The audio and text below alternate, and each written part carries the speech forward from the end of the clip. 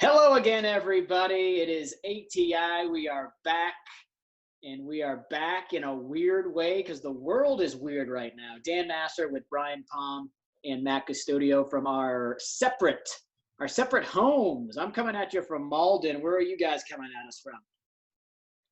I'm in Natick. San Francisco right now, but that's going to change, as we go throughout the show. San Francisco slash Belmont. Belmont, the Northern Lights. Lights. I'd like to be here right now. This is pretty nice. Oh, in the Caribbean. Yeah. Final Cut Pro intros. They're everywhere. So yeah, a few different places. It's obviously been a while since we've done an episode, and obviously the world is figuring out how to deal with this pandemic right now. But there's also a lot of sports that we haven't talked about in a while, and also how the pandemic is affecting the sports world. I think as a predominantly Boston show, we should start, of course, with TB12 heading to TB. Tampa Bay. That news obviously broke about a month ago now, right? A little over a month ago. Yeah. And it was extra surreal because it happened sort of as the coronavirus madness was sort of starting to escalate. So I don't think I really fully grasped at the time what that meant, Brady leaving. Now that we've had about a month to think about it, what are your guys' feelings on the Brady departure? Well, it's funny that you mentioned it in the order you did, because with me, I looked at it as it was a nice relief. So around Massachusetts, a lot of schools closed that Thursday before Brady made his announcement, and then he made it that following Tuesday, Wednesday, one of those two. And it was really nice to kind of get a break from the news, and they couldn't just talk about the virus. They had to talk about it around here, something else. So I got fully grouped into it, and honestly, I kind of prepared for it after the way things had gone and all the talk between him and Belichick. I kind of already felt like he was 1 foot out the door, and honestly, I think he picked the best situation he could have. Literally, all he has to do is throw less than 35 interceptions, and he's an icon down there, and he's got two of the best receivers in the league. I think Brady is probably going to come out on top of this somehow, because it just seems like he always does. 9.5 wins. That's what they're pegging him for. 9.5 wins. So it's more than the Patriots. If you weren't a fan of them when they were 8.5 wins, don't jump on the bandwagon now. That's all I'm saying. I would go over there if that's what it is for Tampa. 9.5. I think they're going to win 10 games. Well, Dan, as soon as certain buildings open up in Everett, we can get over there by then if it's legal. That's right. But yeah, I know it was a big deal for Tom Brady when he was on the Howard Stern show. And it's like, okay, that's something that isn't typical for him, But he, I don't know if you guys heard any of that interview or the other ones he's done, and basically he was saying that he didn't think that the weapons would be there for him in New England.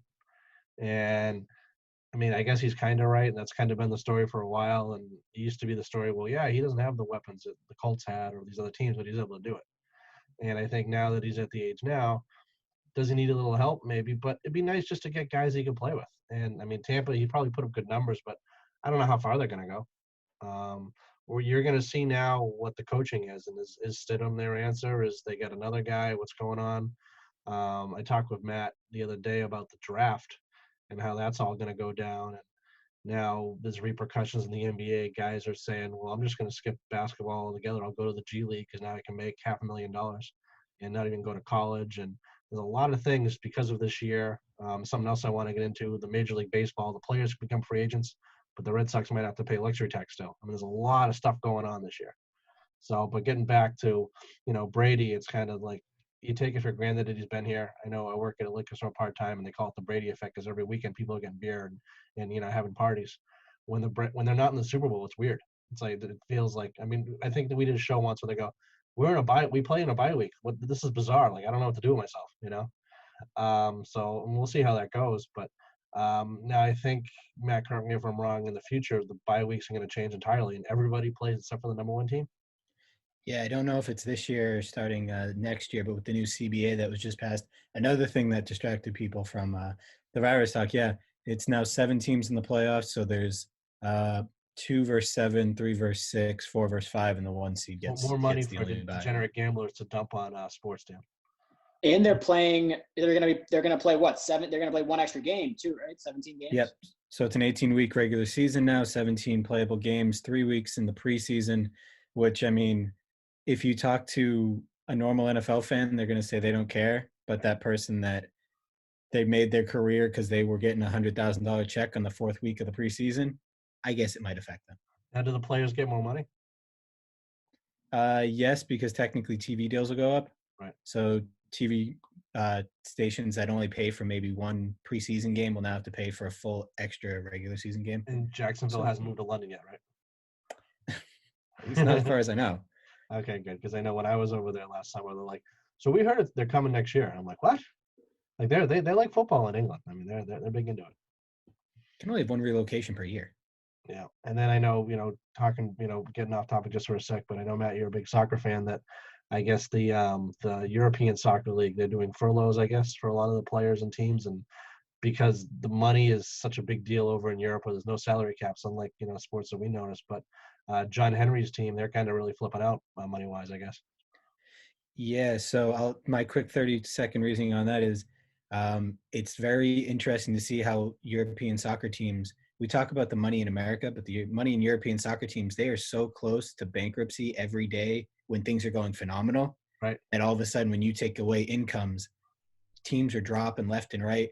And we're not talking just like the small little teams. Big teams. We're talking the big teams that are talking they might have to fold and they might have to release all their players and might not even exist come next year. And my team, Arsenal, just agreed today to become the first major top 5 league team to do 12.5% pay cuts for all their players.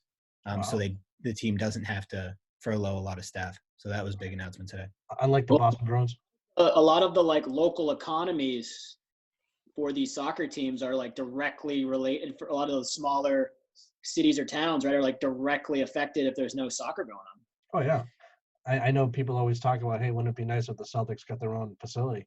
Well, I know minority shareholders of the Celtics that have given interviews. The guy that owns AC Roma, or AS Roma, there, what's his name there? I always forget his name, but he owns a soccer team, and he said we wouldn't move the Celtics because we know local businesses make money when the Celtics games. We could put the place in South Boston, but those 81 nights, those 40 nights a year, there's nobody there, and that's huge for the pizza places, the restaurants and the bars, and the same thing. So when a team isn't there, you're seeing it. I mean, I've already missed 3 or 4 Red Sox games, and those places are really hurting. Really, the bars, I'll forget about it.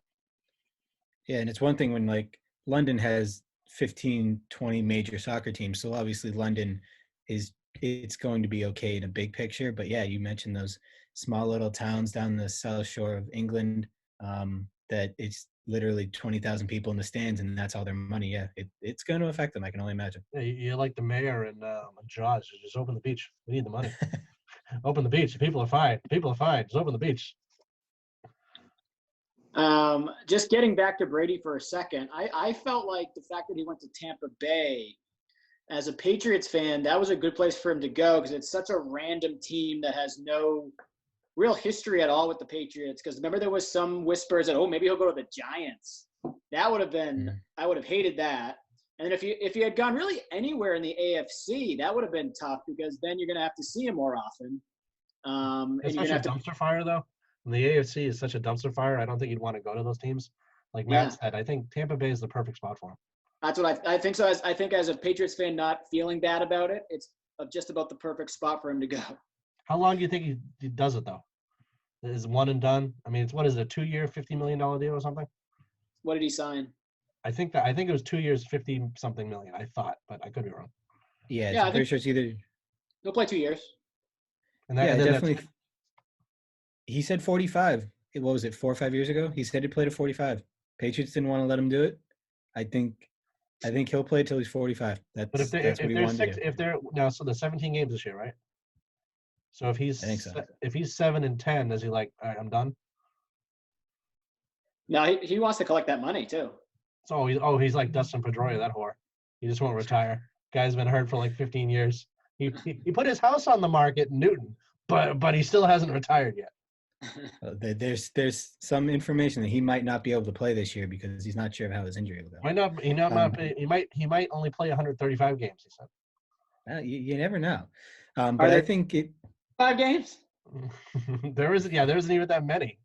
There's a transition. There's a transition. What's going to happen with baseball? Are you guys buying into the talk of there being games in like every team goes to Arizona and they just play the games there? I heard they're going to be 2 leagues. So you know how you have the Grapefruit League in Florida, and then you have the Cactus League. I think the best thing right now. I mean, don't get me wrong. It's going to change every minute.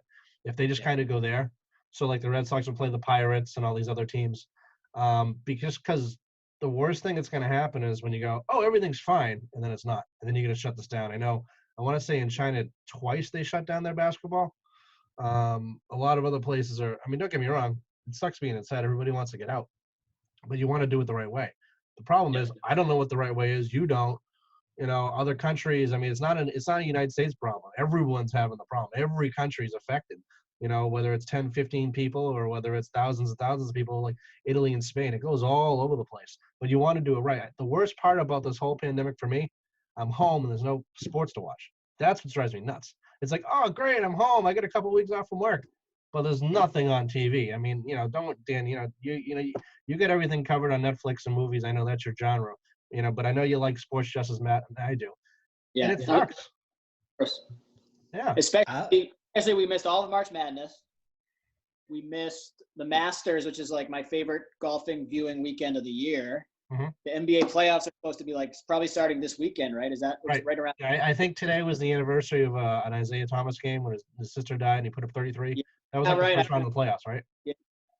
Yeah. So yeah, it's the worst because it's like, hey, there's no sports on. I mean, I'm playing a ton of video games, spending some time with my kids, but yeah, it's like, hey, I really want to watch some sports instead.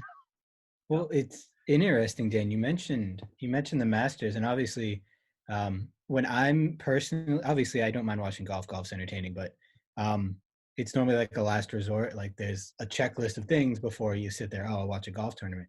But with them announcing that they're probably going to be one of the first ones to test coming back in mid-June, I think that was yesterday or today they announced it. I think that'll be a big focus point and a lot of sports will be looking at that. Obviously, UFC will be the leader when they do 249. I think it's May 9th. They're looking to do their next big event, obviously without fans. They can have fans? UFC? They're not. No. So they just don't know where, but Dana White's trying to do a big one without fans, which that's a whole other controversy that we probably don't have time for. But golf will be the next big one, having a major event. And it'll probably be look at Florida, look at Arizona, too, the places that have low numbers. And a lot of sports will see what happens there and then try to. You got to be careful where you golf, too. You heard about the guys in Massachusetts that got arrested for golfing in Rhode Island? Yeah. Yeah. I mean, you got to be careful where you golf, too. So keep that in mind. So I think it'll just be. I think they'll use those as examples as long as they continue on, if they happen. And I think all it takes is one sport to figure out a safe way, and then another, and next thing you know, schools can look at it that way, and then businesses. And I think that's sports led the way shutting down America in the world. I think they'll probably lead the reopening as well. The NBA, that was a crazy night where right when who was it on the Jazz? He had Gobert and Mitchell. Right when they learned that, immediately they canceled that game, and then like an hour later, the NBA completely shut down, and that kind of got like you're saying, that kind of got the ball rolling in the whole country. And by the weekend, the country was a different place. Yeah, he touched all the microphones. That was everybody loved that. That was bad. Yeah, and then was the Jazz game was the one where they kept playing? No, the Jazz one they stopped mid game. It was one of them they knew about. Was it Portland maybe? It was Vince Young's not Vince Young. Vince Carter's final game. So Atlanta was playing that night. Yeah. And then it was like, oh, we're gonna do this, we're gonna do that, but they're losing so much money. And then the other thing too is I think the Major League Baseball teams, the free agency, they're not going to have the money to spend on guys because their revenue is going to be down. So you can look at that too. Those teams that just signed Mike Trout to a $400 million deal and Mookie Betts not taking the extension, that's going to look out pretty good because there's no way he can get a $400 million deal now. I don't think so. And, hopefully things happen. But that's something else I want to get to, Dan. Not to take over, but the and Major League Baseball. So I guess the players got together and they decided that if they don't play at all, the season still exists service time wise.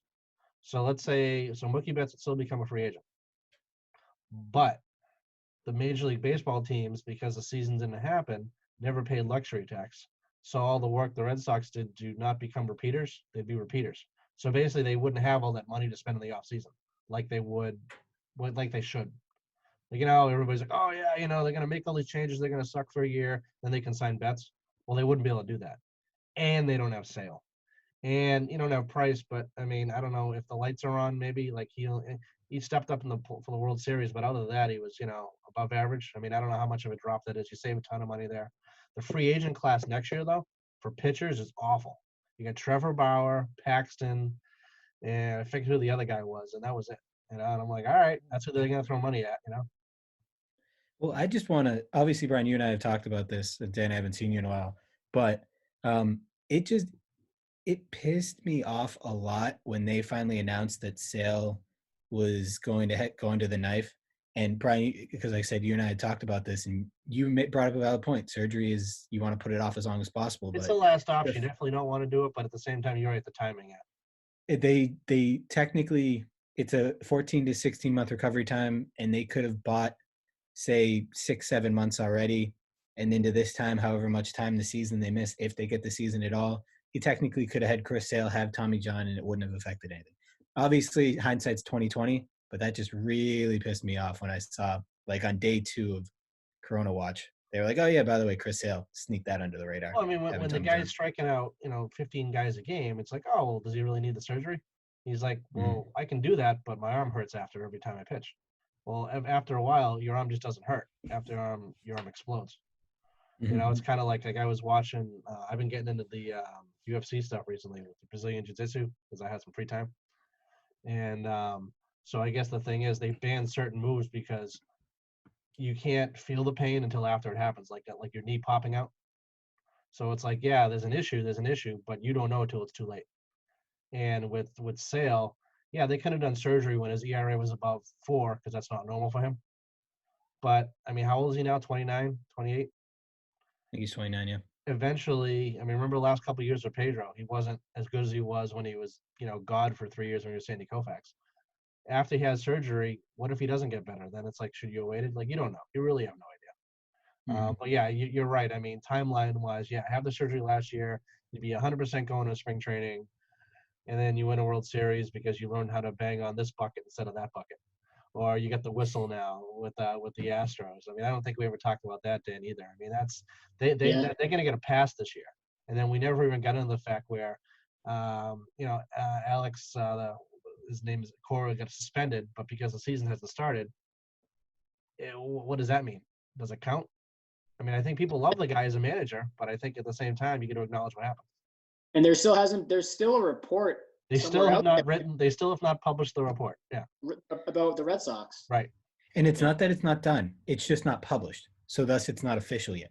Yeah. Like I remember there was a whole thing. Manfred was like, well, we just don't have the time and the people do it. I'm like, how big is your organization? And I understand this whole virus thing is big, but you can't have one intern. I guess, but there's got to be some guy that'll do it for free just to say, like, he wrote a report for baseball. Like, come on. I don't know.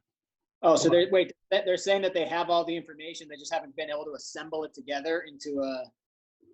Nobody's hit send on the email. Basically. Yeah. No one's hit send and they haven't printed it yet. And a couple guys like Steve Pierce, he retired the other day, and he said, it's all nothing. Basically, they said what it is so like everybody knows JD Martinez watches a lot of video, and what they're saying what happened was they'd go down, look at the at bats, and they're recorded. I guess they're not live, and the live video is the Astros issue. That's the deal. This is what they're saying, and they're saying they'd go down, watch Martinez at bats, and he's like a dead red fastball hitter, and so it's very easy to see if a fastball is coming or if it's not, because you look at the sign, then you see where the pitch is. Where what the Astros are doing was live video. And that was like the whole thing with Altuve having like the pacemaker underneath his uniform. Like, don't rip my uniform off, because Pierce is like, he goes, you watch the at-bats, but of course when you watch the at-bat, you see the catcher signs. Now, could they zoom in a little bit so you don't see that? Yeah, probably. Maybe that's the compromise. I don't know. but they said any major league athlete, any major league player, you can pick up the signs within 3 or 4 batters, just because that's all you do all day, every day. So I don't know, but something will come of it. I don't know how bad it will be.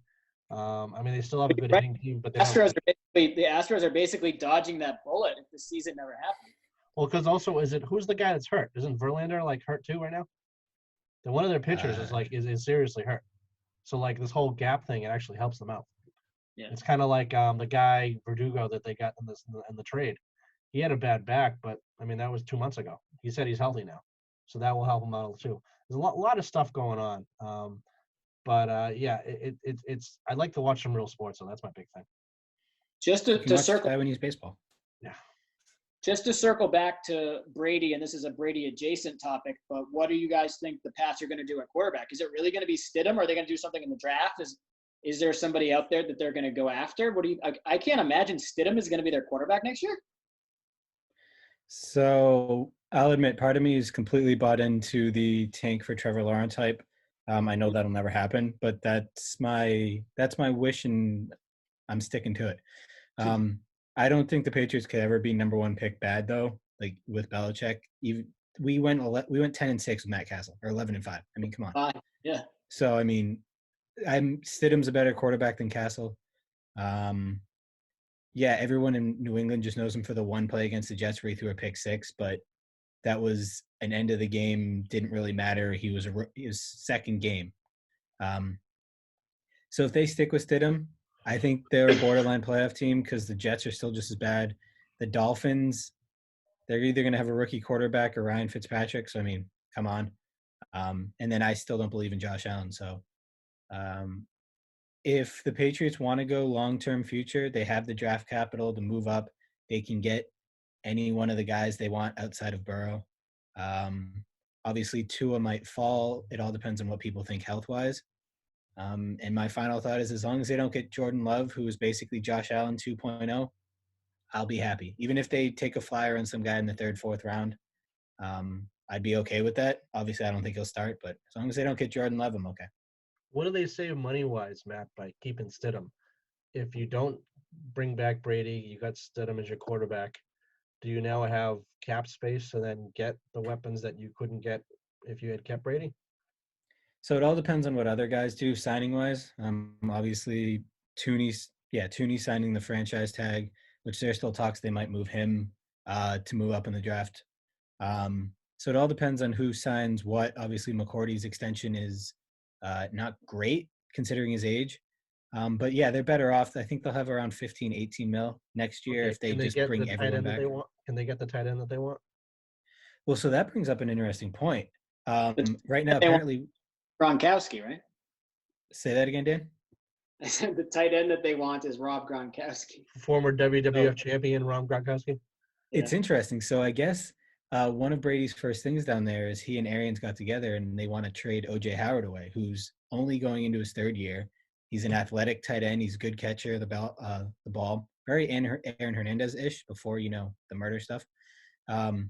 So I made the joke on Twitter, and a friend of mine actually didn't think it was awful. Trade the rights to Gronk down to Tampa and maybe like a 4th round pick or something to get O.J. Howard. Brady gets Gronk. Gronk gets Florida. We get a decent tight end. I don't know. So the Patriots still own Gronk's rights right now because he was still under contract? Yep. Yeah.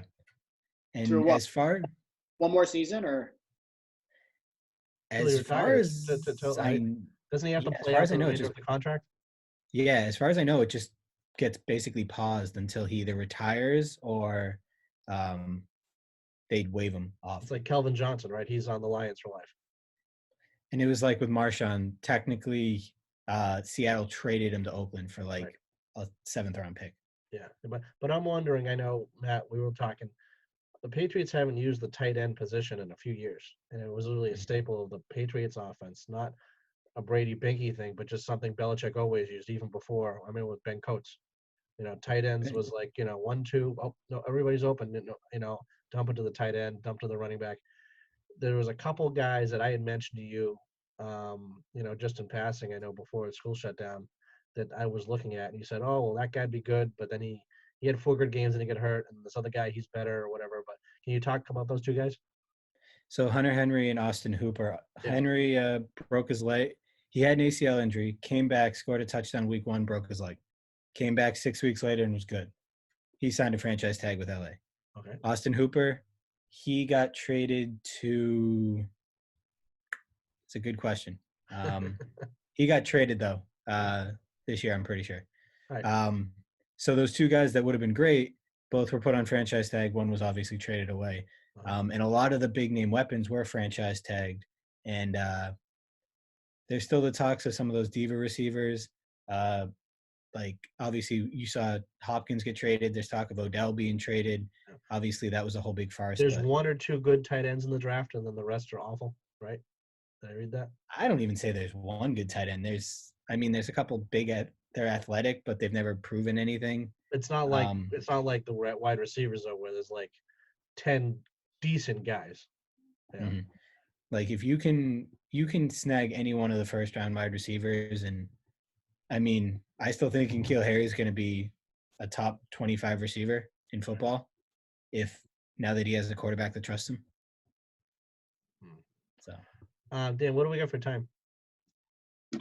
Let's see. I think we're like 26 minutes.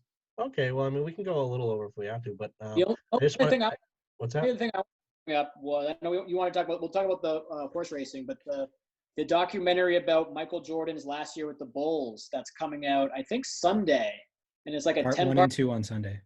What? Part 1 and 2 are on Sunday. Yeah. Supposed to be really incredible. I think it's called The Last Dance, but that's going to be something for sports fans to at least sink their teeth into every Sunday for the next couple weeks about the last season, the last Bulls championship season with Jordan and the crew. It's supposed to be incredible. I think it's called The Last Chance by ESPN to get people to actually watch that channel. Ever since they got rid of Dan Massa, they've been a complete shit show. That's right. But yeah, I mean, they originally. I remember watching the ads for that, and I think it was going to come out in the summer around playoff June time. 10th. It was June 10th. Yeah. It was in the can, so something like that. As soon as it's done, release it, because people want to see that. You know, yeah, people really, really want to see that. Yeah. I wanted to time it out with the finals or something. I know we wanted to get going, but I know Matt and I went to the Celtics game the day after Kobe passed away, and I know that was a really big deal. I was wondering, he's going in the Hall of Fame with him and KG, and who's the third guy, Matt? Timmy D. What do you think of that trio? Is that the best trio to go in all at once, Matt? Dan, what do you think? That's going to be an awesome induction ceremony. I think it's usually in September. Hopefully by then we'll be able to actually have a real ceremony on all that, because that's an incredible trio. That's really cool.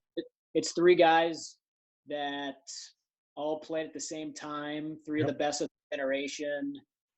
I watched them my whole childhood and into adulthood too. So that's going to be cool. That's great. I'm intrigued. Which one do you like out of the three the best? Well, KG, because he was a Celtic, but Tim Duncan was always my favorite non-Boston athlete. I always loved Tim Duncan. Okay. So I find that interesting, because I was watching that question, I think about 2 weeks ago, whenever it was announced.